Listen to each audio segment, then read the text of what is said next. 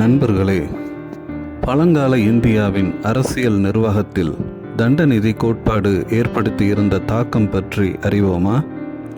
கௌடில்யரின் தண்டநிதி கோட்பாடு ஒரு ஞானமுள்ள மற்றும் நீதியுள்ள ஆட்சியாளர் தனது ராஜ்யத்திற்கு செழிப்பையும் பாதுகாப்பையும் அடைய தண்டத்தை திறம்பட பயன்படுத்துவதாகவும், சாராம்சத்தில் கௌடில்யரின் தண்ட கோட்பாடு வெறுமனே தண்டனைக்கு அப்பாற்பட்டது எனவும் குறிப்பிடப்படுகிறது.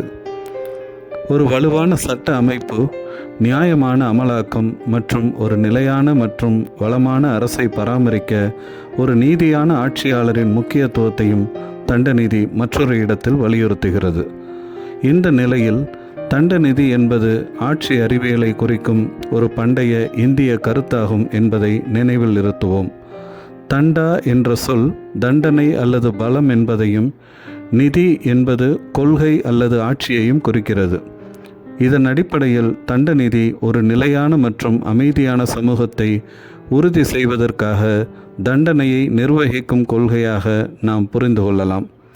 தண்டநிதி கோட்பாடு என்பது சமூக ஒழுங்கை உறுதி செய்வதற்காக ஆட்சியாளர்கள் தண்டனையை எவ்வாறு செயல்படுத்த வேண்டும் என்பது பற்றிய செய்திகளின் தொகுப்பாகும். தண்டனை என்பது நியாயமாகவும் தேவைப்படும் போது மட்டுமே வழங்கப்பட வேண்டும். இந்த கோட்பாடு ஆட்சியாளர்கள் எவ்வாறு புத்திசாலித்தனமாக ஆட்சி செய்வது மற்றும் அமைதியான சமூகத்தை எவ்வாறு பராமரிப்பது என்பதில் வழிகாட்டுகிறது. கௌடில்யரின் அர்த்த சாஸ்திரம் இந்திய அரசியல் சிந்தனையில் பொருளாதார செழிப்பு மற்றும் சமூக ஸ்திரத்தன்மைக்கான அதன் பல்வேறு அம்சங்களை விரிவாக கூறும் தண்ட நீதிக்கு ஒரு தர்க்க ரீதியான கட்டமைப்பை வழங்குகிறது. மகாபாரதம் என்ற காவியம் தண்ட நீதியை பற்றி விவாதிக்கிறது. இது உலகை கட்டுப்பாட்டில் வைத்திருக்கும் நிர்வாக அறிவியலாக மகாபாரதம் வெளிப்படுத்துகிறது. தண்ட அல்லது தண்டனை என்பது தண்டநிதியின் மிக முக்கியமான அங்கமாகும். இது தவறுகளை திருத்துவதற்கும் ராஜ்யத்தை காப்பாற்றுவதற்கும் பயன்படுத்தப்படுகிறது. எப்போது தண்டிக்க வேண்டும், யாரை தண்டிக்க வேண்டும் என்பதை ஒரு ஆட்சியாளர் தீர்மானிக்க வேண்டும். தண்டனை குற்றத்திற்கு ஏற்ப இருக்க வேண்டும். சிக்கல்களை உருவாக்கும் அளவிற்கு அது மிகவும் கடுமையாக இருக்கக்கூடாது. ஆனால் அதே நேரத்தில் அது மிகவும் மென்மையாக இருக்கக்கூடாது. தண்டநிதியின் கூற்றுப்படி தண்டனை மக்களுக்கு சரியான நடத்தை என்ன என்பதை கற்பிக்க வேண்டும். இது சமூகத்தை அமைதியாகவும் நீதியாகவும் வைத்திருப்பதை நோக்கமாக கொண்டுள்ளது.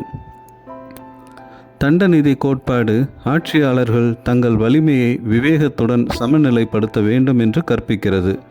ஒரு ராஜா கண்டிப்பாக வலிமை கொண்டவராக இருந்தால் மக்கள் அவரை பார்த்து பயப்படலாம், ஆனால் நிச்சயமாக அவரை மதிக்க முடியாது. மாறாக ஒரு ஆட்சியாளர் மென்மையாக மட்டும் இருந்தால் மக்களையும் நாட்டையும் பாதுகாக்க முடியாமல் போகலாம். ஆட்சியாளர்கள் எப்போது மென்மையாக இருக்க வேண்டும், எப்போது உறுதியாக இருக்க வேண்டும் என்பதை அறிய ஞானம் உதவுகிறது. ஒரு நல்ல தலைவர் வலிமை மற்றும் ஞானம் இரண்டையும் பயன்படுத்துகிறார் என்பதை தண்டநிதி கோட்பாடு காட்டுகிறது. இந்த சமநிலை ஒரு நியாயமான மற்றும் அமைதியான சமூகத்தை உருவாக்க ஆட்சியாளருக்கு உதவுகிறது.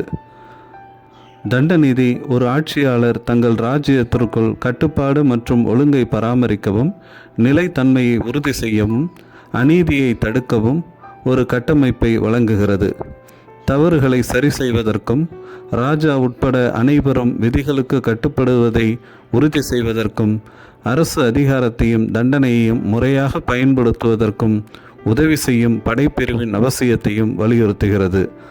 தண்டநிதியில் உள்ள கருத்துகள் மக்களின் நல்வாழ்வை பாதுகாப்பதன் அவசியத்தை வலியுறுத்துகிறது. தண்டநிதியின் போதனைகள் இன்றைய கால தலைமைத்துவத்திற்கும் பொருத்தமானவை. ஆட்சியாளர்களும் தலைவர்களும் எப்போது கருணை காட்ட வேண்டும், எப்போது உறுதியாக இருக்க வேண்டும் என்பதை அறிந்திருக்க வேண்டும். அதிகாரத்தை எவ்வாறு பொறுப்புடன் பயன்படுத்த வேண்டும் என்பதை தண்டநிதி நமக்கு நினைவூட்டுகிறது.